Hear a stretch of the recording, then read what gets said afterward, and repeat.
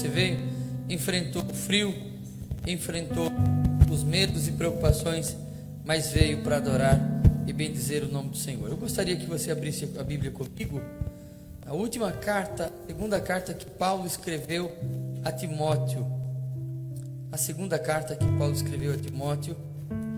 Eu quero dizer a você que muito bom nós nos reunirmos para adorar o nome do Senhor Jesus, para louvar e bendizer o nome do Senhor Jesus.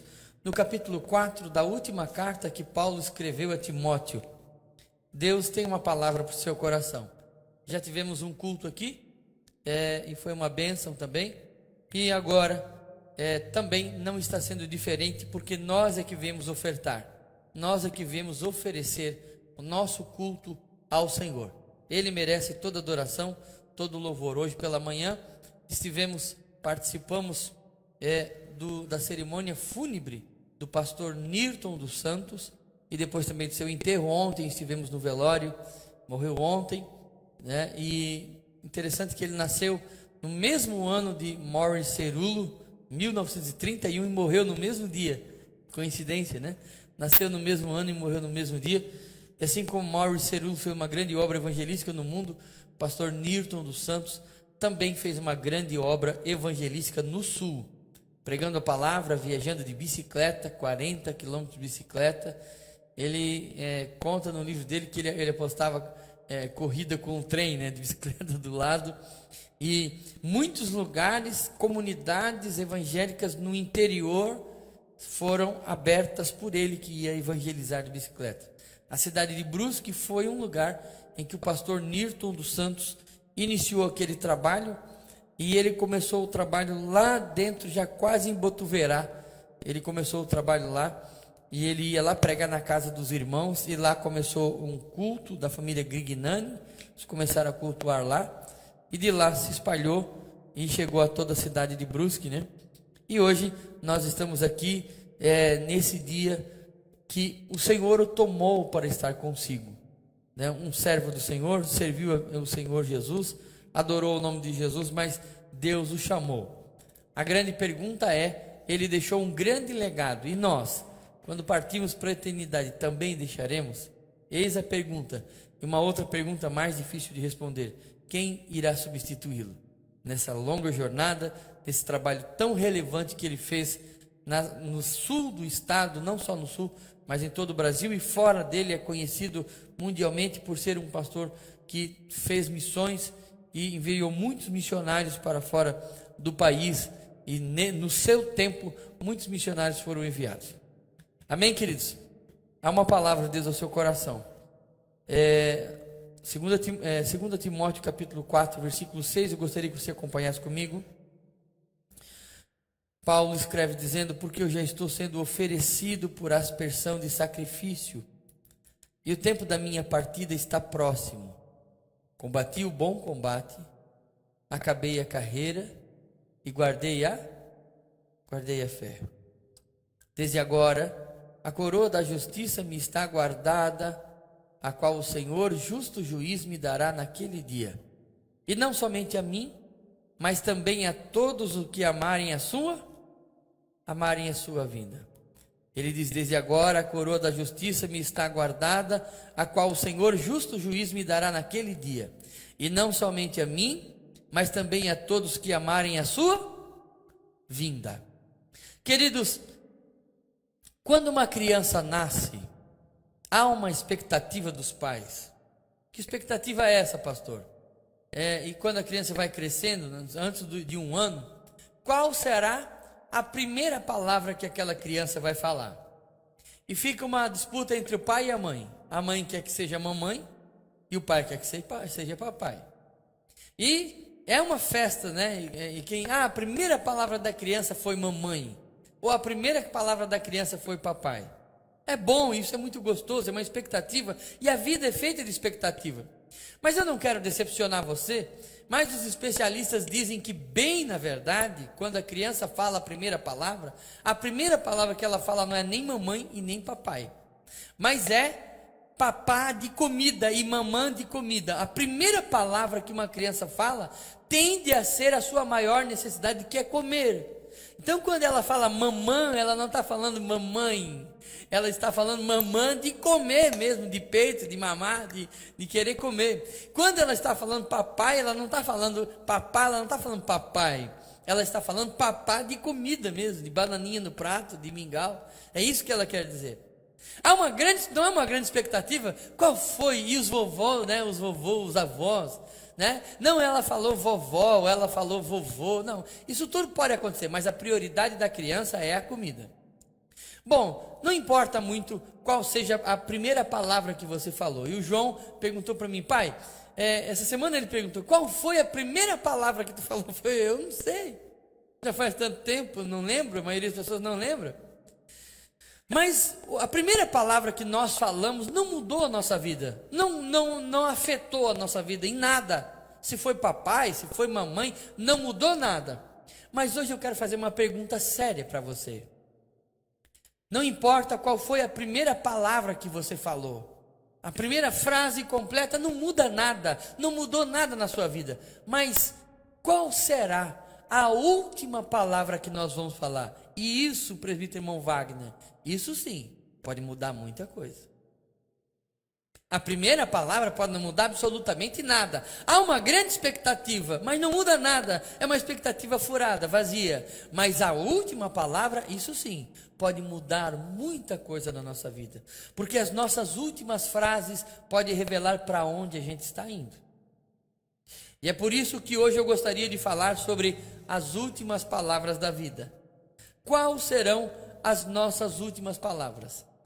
Em velório de pobre, não tem ninguém com caderninho anotando, ou pelo menos quando um pobre está morrendo, lá não tem ninguém com caderninho anotando, para saber o que ele vai falar antes de morrer, né? Normalmente está lá, morre, e quando vai saber, morreu.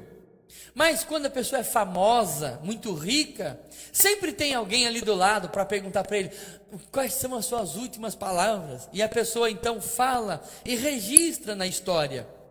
E a história registra várias pessoas famosas que ao morrerem falaram palavras, deixaram as suas palavras. Mozart, que foi considerado um dos maiores músicos, um dos maiores criadores da música clássica, ele morreu com 35 anos em 5 de dezembro de 1791. E quais foram as últimas palavras desse homem, que é considerado um dos maiores músicos da história da música clássica? Ele disse o seguinte: o gosto da morte está sobre os meus lábios. Eu sinto um gosto que não é dessa terra. Vou repetir. Mozart, quando estava dando os últimos suspiros, ele falou o seguinte: o gosto da morte está sobre os meus lábios. Eu sinto um gosto que não é dessa terra. Mas não só Mozart, um dos homens muito famosos da música, ator, músico, chamado Francis Albert Sinatra, que era mais conhecido como Frank Sinatra. Ele de Nova Jersey, ele morreu na Califórnia em 14 de maio de 1998. Ele foi cantor, ator, produtor, era dos Estados Unidos, foi considerado um dos maiores artistas de todos os tempos, Frank Sinatra.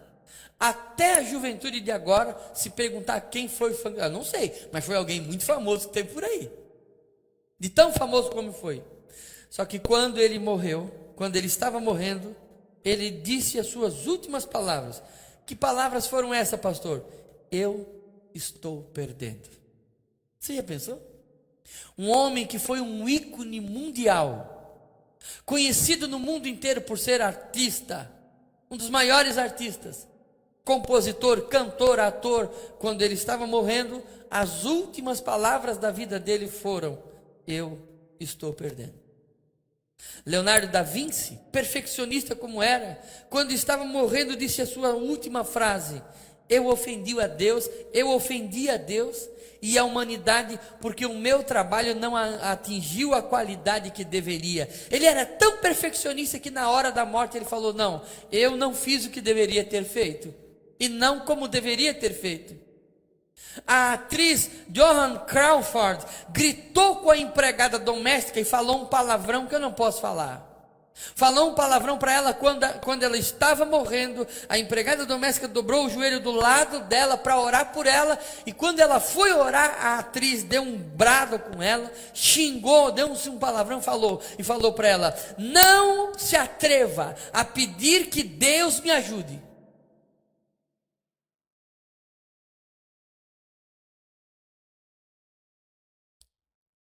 Um grande cantor e compositor, Robert Nesta Marley, conhecido como Bob Marley, antes de morrer em 1981, ele que foi um grande guitarrista, cantor, compositor jamaicano, foi ele que fez o reggae ser conhecido no mundo inteiro. Vendeu 75 milhões de discos, milionário. E quando ele estava morrendo, as suas últimas palavras foram: dinheiro não pode comprar a vida. Eu teria muitos casos para falar. Por que não poderíamos falar de Steve Jobs? Um homem bilionário que criou a Pixar, que fez os desenhos como Toy Story, por exemplo. Um homem que desenvolveu a Apple, ficou conhecidíssimo, famosíssimo, riquíssimo, mas que quando estava para morrer, ele disse que a cama mais cara do mundo é do hospital. Porque você pode ter todo o dinheiro do mundo e você paga e ninguém pode deitar no seu lugar. E tantos outros que nós poderíamos falar. Eu me lembro de muitas pessoas, muitos casos, de pessoas que na hora da morte, desesperadas, mordiam a sua própria carne, defecavam quando estavam morrendo. Pessoas que gritavam desesperadas, dizendo: por favor, me dê água, eu sinto algo que está me queimando. Outras gritavam dizendo: fechem as janelas, porque ela está vindo me buscar. Outras que diziam: algo terrível e frio e gélido está tomando o meu corpo, por favor, me aqueça. Centenas de casos de pessoas que morreram e nas últimas palavras da sua morte, as palavras foram de desespero, de angústia, de tristeza, de aflição. Pois bem, esse livro que nós lemos, esta carta que nós lemos, também foi de um homem que estava na hora da morte.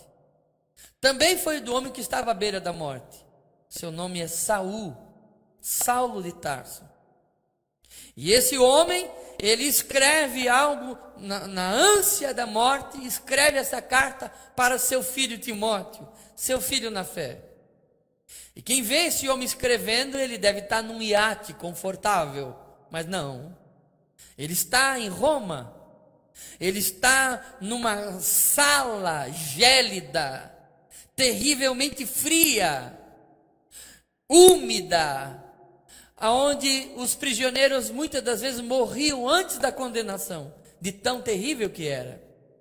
Saulo está à beira da morte.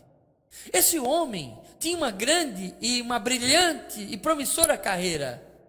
Ele foi formado por um dos maiores rabinos da história judaica. E ele, muito possivelmente, provavelmente, também seguiria a carreira de rabino. Ele era de sangue puro, sangue nobre, descendente da tribo de Benjamim. E quanto mais pura a raça em Israel, quanto mais pura a família, maior é o prestígio. Esse homem tinha, muito provavelmente, uma condição financeira elevada. Era um homem reconhecido em todo o país. No entanto, quando Cristo chama ele, ele vira as costas para o judaísmo e agora ele segue numa nova empreitada que é o Evangelho. No primeiro momento continua dentro do judaísmo, mas quando a fé judaica e a fé evangélica se tornam incompatíveis, ele então continua pregando o Evangelho de Jesus Cristo. Mas isso lhe causou grande sofrimento. Ele teve que abrir mão da sua posição religiosa, teve que abrir mão do seu conforto, teve que abrir mão das suas amizades, teve que abrir mão da sua carreira para seguir a Cristo. Não bastasse isso, sofreu vários naufrágios, apanhou muitas, centenas de vezes apanhou, sofreu, foi apedrejado, chegou à beira da morte, passou fome muitas vezes, e quando tinha o que comer ainda jejuava.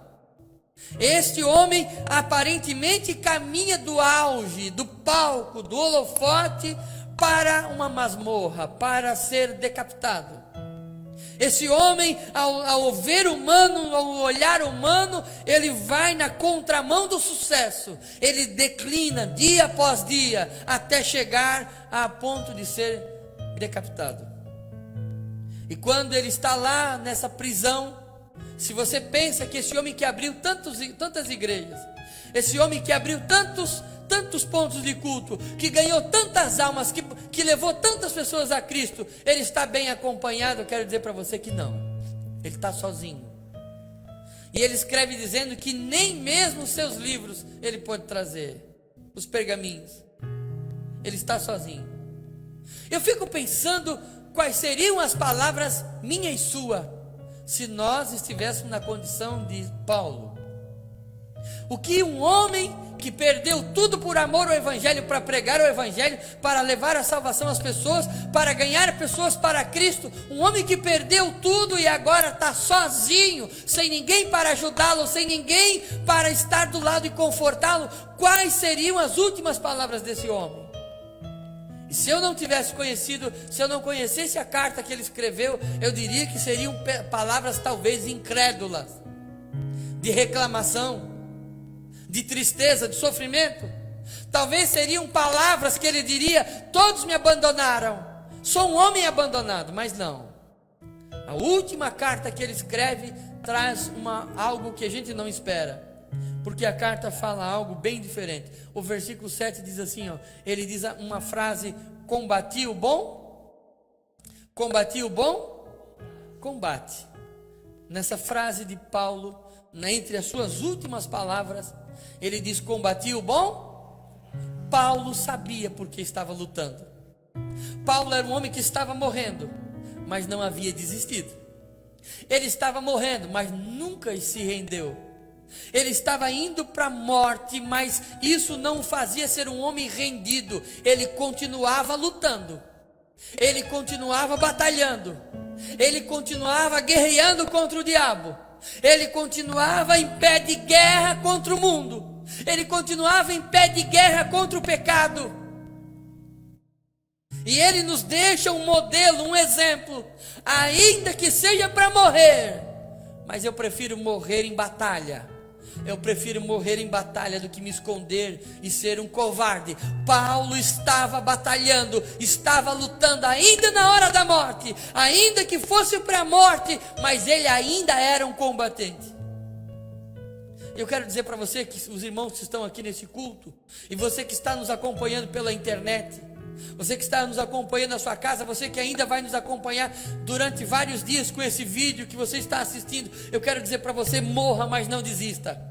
Ainda que você tenha que abrir mão da vida, mas seja um soldado que batalha, que luta, que mantém a sua postura diante de Deus, dos homens. Paulo era um combatente, combatia o bom combate. Paulo sabia que não tinha lutado em vão. Se ele chegasse agora na hora da morte e dissesse: eu tenho 10.000 casas, o que mudaria para ele?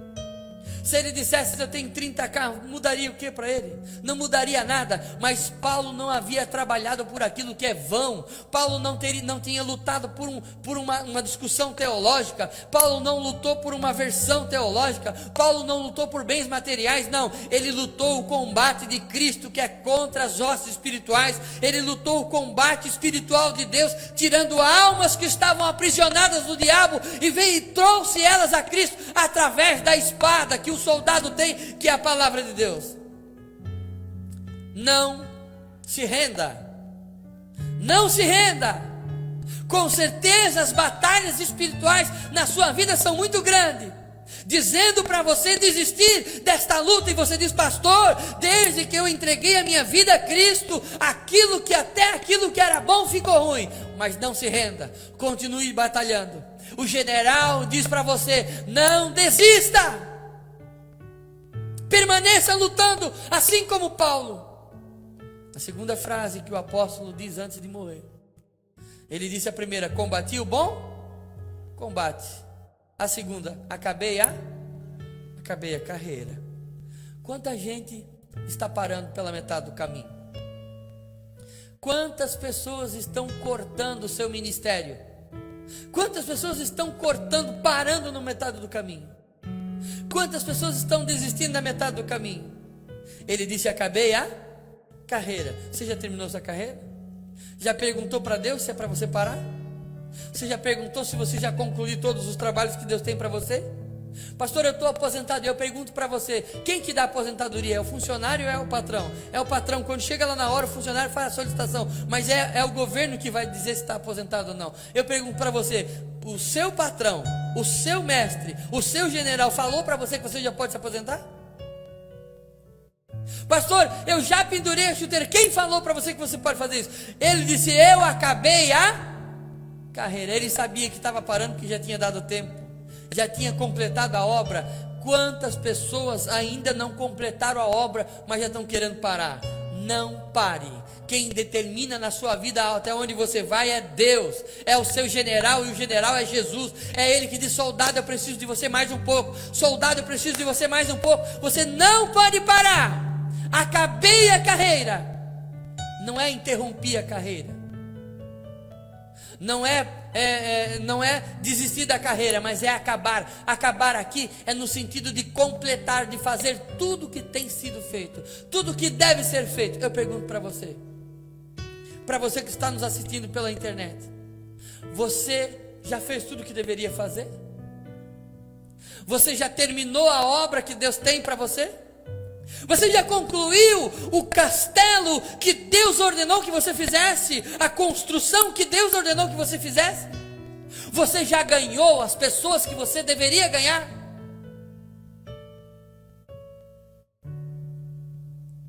A terceira frase que o apóstolo falou antes de partir para a eternidade, eu quero mencionar com você. A primeira: combati o bom. A segunda, acabei a. E a terceira, guardei a fé. Quantas pessoas partem para a eternidade desviados? Paulo estava sofrendo, mas aquilo que ele pregou para os outros ainda valia na vida dele. Paulo ainda, tudo aquilo que ele falou para os outros, ele ainda cria. Na hora da morte ele ainda confiava. Na hora da morte ele ainda cria na palavra de Jesus. Paulo não mudou do início para o seu fim, não. Como ele começou pregando, ele terminou pregando crendo em Jesus. No final de tudo, ele guardou a sua fé. O Estado romano havia lhe tirado tudo. Ele havia perdido a sua carreira. Ele havia perdido, se separado da família. A essas alturas, com os seus 65, alguns 68 anos, ele já tinha perdido a saúde. Saulo era um homem, segundo muitos historiadores, que estava bem debilitado, saúde debilitada. Se você olhasse para ele, o corpo dele era perfurado, era marcado.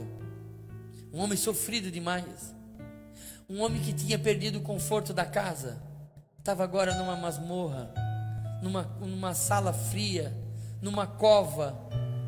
Um homem que estava sofrendo demais, tinha perdido toda a fama, o sucesso que ele tinha lá como rabino. Perdeu tudo, nem os seus livros, nem a sua capa, ele não tinha. Perdeu tudo, mas não perdeu a fé. Nós podemos perder tudo, mas não podemos perder a nossa fé. A pandemia pode tirar até o seu emprego, mas não pode tirar a sua fé em Deus. O Covid pode tirar até a sua saúde, mas não pode tirar a sua fé em Deus. As dificuldades podem tirar até a sua calma, mas não pode tirar a sua fé em Deus. As dificuldades podem até tirar o seu sono, mas não pode tirar a sua fé em Deus. Paulo perdeu tudo na vida, mas não perdeu a fé. Quando ele chega diante do carrasco, que tem que se ajoelhar e colocar a cabeça no tronco para ser decapitado, quando por último lhe tiraram a vida, ainda assim a fé na vida de Paulo estava firme. Deixa eu dizer uma coisa para você, irmão. Paulo estava partindo para a eternidade, vivendo aquilo que ele sempre pregou. E eu quero dizer uma coisa para você, que a morte, para o incrédulo, é um precipício, é um trampolim que leva para o inferno de sofrimento e dor. Mas para o crente é um portal que o faz chegar e encontrar com Cristo. A morte na vida do ímpio é um deserto terrível. É um lugar que ele quer fugir, porque é uma porta que leva para a condenação, aonde ele vai receber por tudo que fez. Mas na vida do crente, a morte é um portal, um caminho aberto que o conduz para a vida eterna com Cristo Jesus. Esses dias eu estava conversando com o João, e eu estava falando para ele sobre se a gente não cuidar, a gente pega Covid e morre.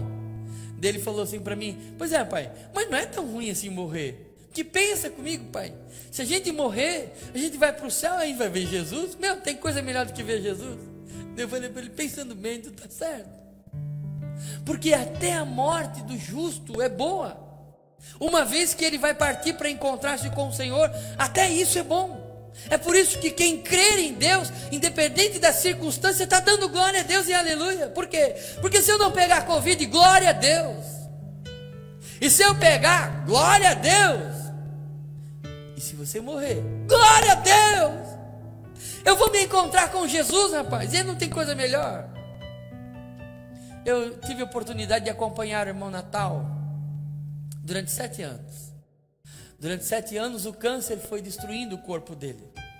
Um homem alto, um homem forte, um homem sorridente. E eu ia visitá-lo, e a cada vez que eu ia eu percebia o quanto ele estava caindo. Nos últimos dias da sua vida ele estava pele e osso. Pele e osso. Era como se você tivesse um cadáver vivo ainda. E eu me lembro que eu orei com ele, a última oração que eu fiz com ele, antes dele partir para a eternidade. E eu estava lá naquele dia, eu falei: irmão Natal, vamos orar. E ele fez assim para mim, não consegui mais falar direito. E eu comecei a orar com aquele homem, orar com ele. E à medida que eu ia orando com ele, o semblante dele assim resplandeceu. Você olhava, eu nunca vi um rosto tão desfigurado, mas tão lindo ao mesmo tempo. O rosto dele brilhava, era algo impressionante. E eu comecei a chorar e me alegrar no Senhor, e falar mistério com Deus ali diante daquele homem. E depois de ter orado com ele, eu falei para ele: irmão Natal, em lágrimas, quando o Senhor vê Jesus, diga para ele que eu quero muito chegar lá. E ele, com aquele semblante, deu um sorriso, a coisa mais linda. E naquele dia, naquela noite, na outra, não sei se foi naquela ou na outra noite, partiu para a eternidade. Partiu com Jesus, partiu com o Senhor. Eu quero dizer para você que, diante de tantas pessoas que sofreram, partiram com o Senhor, algumas delas partiram para ir sem salvação, e outras partiram para a eternidade. A pergunta é: se eu e você partirmos com o Senhor, qual será as nossas últimas palavras? Quais serão? O que nós vamos falar? Será que, se hoje for o nosso último dia, e nós vamos partir para a eternidade, quando chegar na hora do último suspiro, quais serão as nossas últimas palavras? Será que vai ser: ora, Maranata, ora, vem, Senhor Jesus? Será que você vai poder falar isto? A minha avó, ela já estava bem velhinha, uma mulher de muita oração, muita oração. Vovô José Carvalho, presbítero em Joinville, um homem que começou muitos trabalhos daquela cidade. E ela falou para a família que o Senhor ia vir buscar ela.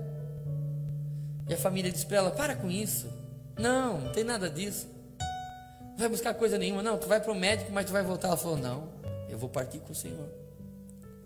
E aí, o que aconteceu? Ela foi para o hospital, reuniu a família toda, a família reunida, e ela dizia: eu vou partir para a eternidade. E o pessoal dizia: não é besteira, é coisa de velhinho, fica dizendo que vai morrer, mas é coisa de velhinho. Acontece, irmãos, acontece que ela foi para o hospital e depois voltou para casa, e a família disse: está vendo, eu falei que isso era coisa de velhinho. E ela disse: não, Jesus só deu um tempo para mim reunir a família, mas eu vou partir com o Senhor. E não deu outra. O Senhor veio e levou ela. No velório daquela mulher, irmãos, no velório dela, em meio às lágrimas, era no porão do templo, em meio às lágrimas naquela manhã, uma glória sobrenatural tomou conta daquele lugar. Eu nunca vi isso. Eu nunca vi isso. E começou a invadir aquela brisa suave do Espírito Santo no velório, irmãos. E o povo começou a falar língua estranha. E começaram a saltar e sapatear, falando em mistério. E tomou conta, tomou conta. A glória era gente com a mão levantada, chorando e falando mistério, falando glória a Deus, aleluia. E Jesus fez uma obra e foi um avivamento no velório. Eu falei, ô velhinha de fogo. Mas eu pergunto mas a pergunta continua, para mim e para você, e para você que está me assistindo: qual será a sua última palavra? Eu já vi gente que quando estava prestes a morrer começou a gritar: socorro, socorro, ela está vindo me buscar. Ou será que a minha última frase será: dá-me mais tempo, ainda não completei o meu trabalho? Ou quem sabe a sua última frase será: por favor, chame os meus filhos, eu preciso pedir perdão para eles. Ou quem sabe a sua última frase será: por favor, chame o irmão que eu preciso me acertar com ele. Ou pior, ou será que a sua última frase será: por favor, chame o pastor, eu preciso confessar os meus pecados? Qual serão as nossas últimas palavras? Será que as suas últimas palavras eram: por favor, ore por mim, eu não tenho certeza da minha salvação?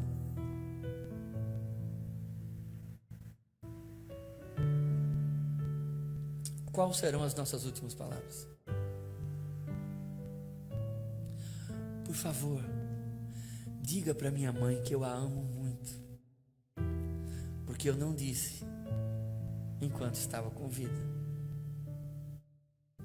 Por favor, avisem o meu pai que eu amo, porque enquanto ele estava vivo eu não falei.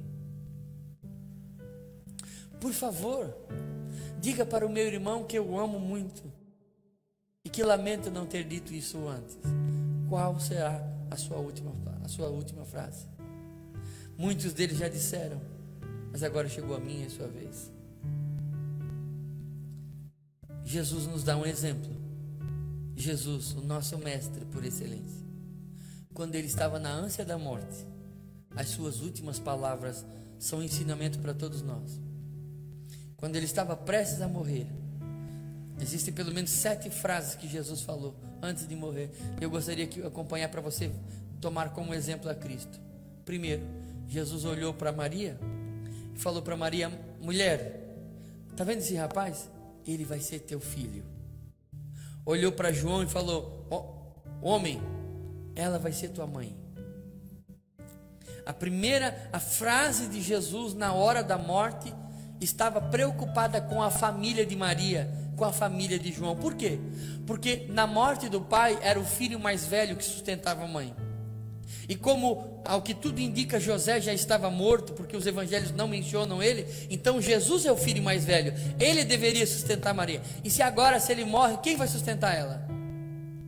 Então ele pega alguém e coloca no lugar dele: João, eu estou morrendo agora, não vou poder sustentar Maria como filho humano, dar a ela o suporte humano de filho, mas você vai ser o filho no meu lugar agora. Mulher, eis aí o teu filho, ele vai ser teu filho a partir de agora. Preocupação com a família. A segunda frase que Jesus disse, ele disse assim: Pai, perdoa-lhes, porque não sabem o que. Os camaradas bateram nele até aquela hora. As suas vísceras estavam aparentes, o seu sangue havia escorrido, que ele não conseguia mais nem levar o patíbulo, ele não tinha mais nem força para caminhar. Ele já havia apanhado a noite inteira, eles haviam zombado nele, rido dele, batido com a coroa de espinho na sua cabeça. Quando lá embaixo eles estão zombando, fazendo festa e rindo, e se sou eu, talvez eu devo ter olhado para aquele povo e disse: um dia vocês vão pagar, Vocês podem ter certeza. Que agora eu estou na forma humana, eu vim aqui para sacrificar, mas um dia eu vou vir para julgar. Eu não vou esquecer de nada que vocês estão falando, vocês podem ter certeza. Mas Jesus não falou nada disso. Jesus disse: Pai, perdoa-lhes porque eles não sabem o que? As últimas palavras de Jesus foram sobre família. As últimas palavras sobre Jesus foram de perdão. Jesus perdoou os seus algozes. Jesus também, ele disse, quando o ladrão da cruz, os dois ladrões, um à direita e à esquerda, um falou para ele: olha, escuta aí, por que o senhor não desce da cruz e salva o Senhor e salva nós? Se o Senhor diz que é Deus, então desce daí, filho de Deus, desce daí. O outro repreendeu, falou: rapaz, para de ser bobo. Nós estamos aqui porque nós merecemos. Nós fizemos por merecer, mas ele é um justo, ele não fez nada disso. Olha para Jesus e fala: Senhor, lembra-te de mim quando entrares no teu paraíso. Jesus olha para ele e diz o quê? Hoje mesmo estarás comigo no... As últimas palavras de Jesus foram de salvação. Ele salvou até na hora da morte. Com isso ele estava dizendo para mim e para você que a sua morte foi para me dar vida. Ele desceu ao inferno para nos fazer subir ao céu. As últimas palavras de Jesus foram de salvação. Perto da hora nona, às 3 horas da tarde, Jesus exclamou dizendo: Eli, Eli, lama sabachthani. Deus meu, por que me desamparastes? Há uma linha teológica que diz que naquele momento o Pai virou as costas para Cristo. Eu não creio nisso. Eu não creio assim. Eu não creio que em nenhum momento a própria Trindade estivesse dividida. Assim como o meu braço não pode se separar de mim e continuar sendo eu, Cristo não se separou do Pai. A prova disso é que no versículo posterior ele ora dizendo: perdoa, eles não sabem o que fazem. Se ele estivesse separado do Pai, Deus não lhe ouviria. Mas eu creio sim que ele está mencionando o Salmo 22, que diz lá no Salmo 22: Deus meu, por que me desamparastes? Com isso Jesus estava dizendo: eu estou completando agora, concluindo agora o plano de redenção que o Pai estabeleceu. E como é que eu concluo esse plano? Através do meu sacrifício. As palavras de Jesus foram de perdão, as palavras de Jesus foram de família, foram de perdão, foram de salvação e foram de sacrifício. Jesus ofertou-se a si em nosso lugar, se colocou em nosso lugar. Ele não só sentiu as nossas misérias, não, ele tomou o nosso lugar. E depois, em João 19:28, depois sabendo de que todas as coisas já estavam consumadas, para que se cumprissem as escrituras, ele disse: eu tenho sede. A humanidade de Jesus sendo convertida agora na sua redenção, ele está redimindo, está tomando todo o nosso sofrimento, está tomando em nosso lugar, está se oferecendo em nosso lugar. Palavras de redenção. Depois que ele experimenta o vinagre, porque o vinagre era usado para minimizar a dor, ele rejeita o vinagre e ele disse o seguinte: está plenitude. Ele não deixou a obra pela metade. Lembra do que Paulo falou? Acabei a carreira. Jesus foi lá e disse: está consumado. Ninguém precisa fazer mais nada para ser salvo. Ninguém agora precisa fazer mais alguma coisa. Não precisa vir outro para complementar a salvação. Já está pronta, está acabada, está consumada. Agora é só usufruir. Não precisa pagar mais, não precisa fazer sacrifício de tolo, não precisa colocar uma cruz nas costas, não precisa cortar o seu corpo, não precisa fazer nada para ser salvo. Só precisa aceitar a salvação que eu estou dando de graça. Está consumado. Não precisa, não está em processo. Você já está salvo pelo sacrifício de Jesus. Está consumado. Plenitude. E finalmente ele diz: Pai, em tuas mãos entrego o meu. As últimas palavras de Jesus: em tua mão entrego o meu. Vitória. Palavras de vitória, porque a sua morte é a nossa vida, o seu sofrimento é o nosso alívio, a sua guerra é a nossa paz. Ele desceu ao inferno para que nós subamos ao céu. Ele sofreu para que nós tenhamos a alegria. Ele foi amargurado, foi angustiado para que nós tenhamos a alegria que Ele pode nos conceder. Palavras de vitória. Pai, eu entrego na Tua mão meu espírito. Eu entrego perfeito. Eu entrego imaculado.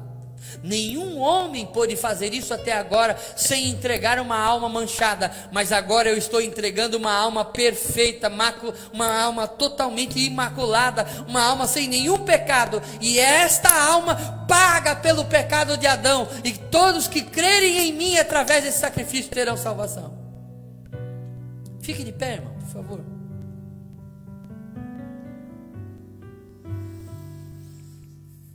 Qual será a sua última frase? A minha sogra, irmã Terezinha, falecida, ela sempre orava. Ela já tinha problema nos joelhos, ela não podia orar de joelho. Então quando passava de madrugada, ela estava sentada na beira da cama, orando. E qual era a oração que ela dizia? Ela orava, pedia a Deus: eu não quero ficar na cama, eu não quero que nenhum filho tenha que cuidar de mim, eu não quero. E orava assim. E Deus concedeu o desejo dela. Ela teve congresso de círculo de oração no final de semana. O templo do Stephen é do tamanho do templo do Moriá, mesmo tamanho, 10/20. E ela foi no círculo de oração no sábado, no domingo, participou com as amigas dela, uma festa, foi embora feliz, alegre. Aí encontrei as minhas amigas, ela contava, conversadeira. Na segunda-feira, a irmã Silvia veio para Blumenau, tinha um evento aqui, aí ficou eu, ela, o João e a Júlia em casa. As crianças brincaram em cima dela, fizeram cosquinha, derrubaram ela no sofá, e foi uma festa. Brincamos bastante. Quando a Silvia chegou, estava todo mundo cansado, acho que as crianças já estavam até dormindo já. Naquela madrugada, ela acordou a Silvia dizendo: Silvia, a mãe está com dor no estômago. Daí eu falei: não, tudo bem. Ela tinha um problema de estômago, a princípio não era nada, pensamos que não era nada grave. Eu falei: então, tu quer ir no hospital agora ou vamos de manhã, quando eu for levar a Silvia no trabalho, daí eu vou contigo? Não, vamos de manhã então. E de manhã deixamos as crianças no colégio, a Silvia no trabalho, e fomos para o hospital. No caminho até brinquei com ela. Quando chega lá na Bucão Viana, para a direita vai para o cemitério, na esquerda vai para o hospital. E eu brincava muito com ela, falei: Terezinha, tu quer ir para a direita ou para a esquerda? Ela dizia: para com isso, eu estou só doente, eu não vou morrer. Brincando com ela. Chegamos no hospital. Eles fizeram os exames, deram medicamento, passou a dor e ela ficou conversando. Conversamos até 1h da tarde lá. Quando chegou 1h, o médico me chamou e falou assim: olha, o problema da dona Terezinha é grave. Ela está infartada. Quase que eu tive um infarto. Eu falei: você está de brincadeira? Essa mulher nunca tomou remédio para pressão? Não, mas ela está infartada. E o problema dela é sério, ela vai ficar aqui. E eu fui lá, então, a enfermeira levou a cadeira, porque ela era velhinha, tinha que subir as escadas. Foi lá, pegou ela, botou na cadeira. E eu falei para ela: Terezinha, eu vou em casa buscar as coisas, depois eu volto. E quando eu estava saindo, que ela ia para o corredor e eu ia sair para a porta do hospital, ela falou assim: ô colega, obrigado por tudo que tu fez por mim, tá? Foi a última vez que eu falei com ela. Foram as últimas palavras que ela falou para mim, porque depois ela ficou ainda mais algum tempo, até no final do dia, e morreu no final do dia no hospital. Mas foi o último dia. Agora eu pergunto para você: qual será a sua última frase? Por que as pessoas estão desesperadas? Porque elas estão se preparando para viver, mas não estão se preparando para morrer. Se você estiver preparado para a morte, se você crê em Jesus para a sua salvação, tanto faz viver ou morrer, a mesma coisa. Você vai dizer assim: com Covid, sem Covid, com doença, sem doença, eu vou servir a Jesus igual. Se o seu coração está leve, se você está livre disso, você vai dizer: glória a Deus por tudo. Pastor, tem culto, glória a Deus. Não tem culto, glória a Deus. Posso vir na igreja, eu venho. Se eu não posso, não venho. Mas eu estou dando glória a Deus. A gente precisa entender que a nossa vida completa é de Cristo. Precisamos dizer como Paulo: não importa se eu estou vivo, vou morrer. Importa que vivo, vou servir a Jesus. E se eu morrer, eu vou servir também. Eu queria orar com você. Eu quero orar com você. Que se você não estiver preparado para viver com Cristo, não está preparado para morrer com Ele. Mas se você se preparar para morrer com Ele, você está preparado para viver com Cristo. Você sabe por que as pessoas estão desesperadas? Porque elas não têm certeza da salvação. Porque elas não estão vivendo com Cristo. Porque uma vez que você vive com Cristo, nada mais te abala. E aí você até toma as precauções necessárias, os cuidados necessários, como seres humanos que nós somos, mas isso não tira a sua paz. Você continua servindo a Jesus. E você vai dizer, igual tem o Zelinho aqui na igreja, ele chega, me abraça, eu digo, não irmão, não chega perto de mim, que eu não quero passar Covid para ti, vai que eu não sei. Eles vêm, me abraçam e dizem, bom, se o Senhor passar para mim, eu partir para a eternidade, eu vou com Jesus. Você tem certeza da sua salvação? É sério, você tem certeza da sua salvação? Essa preocupação, esse desespero é tão elevado, será que não é dúvida que você tem em relação à sua salvação? Será que no seu coração você diz assim, meu Deus, vai que eu pego essa doença e eu parto para a eternidade, e sabe lá Deus se eu vou para o céu ou não? Você tem certeza da sua salvação? Você já entregou a sua vida a Cristo? Você confia plenamente nele? Se a sua vida terminar hoje, quais serão as suas últimas palavras? Serão socorro? Ore por mim? Ou você vai levantar as mãos e vai dizer, bendito seja aquele? Ou você vai levantar a mão e vai dizer, ora vem Senhor Jesus, Maranata, ora vem Senhor Jesus. Eu sempre gostei muito de ouvir as pregações da Kathy Kuhlman, missionária americana, evangelizou o mundo em tendas, fazendo milagres, e ela estava doente para morrer já, e os missionários foram na casa dela, se reuniram para ir orar por ela, e os pastores, quando chegaram lá, ela falou, não precisa orar por mim não? Não. Vamos orar aqui, vamos orar todo mundo aqui, mas não precisa orar por mim não. Ele veio me buscar, ele já falou para mim, o meu noivo veio me buscar. E os irmãos ficaram assim, quando quiser, não, vamos orar todo mundo aqui, mas não precisa orar por mim não. Ele veio me buscar, e no outro dia ela partiu para a eternidade.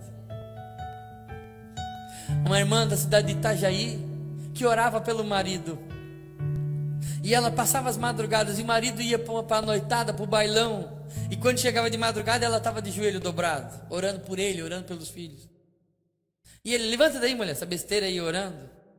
E um dia ele chamou ela, falou com ela, ela não levantou. Quando ele foi tocar nela, ela estava gelada, mortinha da Silva, de joelho dobrado. Aquilo impactou tanto a vida dele, que ele se reconciliou com Jesus, voltou para Jesus, está servindo ao Senhor. Os filhos dele também foram um impacto tão grande, que eles também, hoje um dos filhos dela é pastor presidente, porque aquilo mudou a vida deles. Eu vou perguntar para você, a sua vida ou a sua morte vão glorificar o nome de Jesus? Hoje pela manhã nós enterramos um grande marco da Assembleia de Deus, um grande guerreiro, um homem que impactou a vida das pessoas através da sua vida, mas também através da sua morte. Há um vídeo dele ali que o vídeo dele quando ele voltou para casa, e ele dizia glória a Deus e aleluia, glória a Deus e aleluia, glória a Deus e aleluia. A morte daquele homem produziu tanta fé, tanta coragem, tanta convicção, como dizia alguém que dá até vontade de morrer. Você tem convicção da sua salvação? Se você partir para a eternidade hoje, qual será as suas últimas palavras? Você precisa pedir perdão para alguém? Você está carregando alguma raiz de amargura? Não dá tempo? E vai que não dá tempo de pedir perdão, ou vai que não dá tempo para perdoar? Pois hoje, esse culto eu quero dizer para você que você precisa perdoar. E se você precisa pedir perdão. E se você falhou com alguém, tem alguém magoado, eu vou dizer para você ligar para essa pessoa e dizer, eu quero te pedir perdão. Se você puder lá, você vai lá e dizer, eu quero te pedir perdão. Qual será, Wagner, a nossa última frase? Será que é, ligue para o meu filho, diga que eu amo.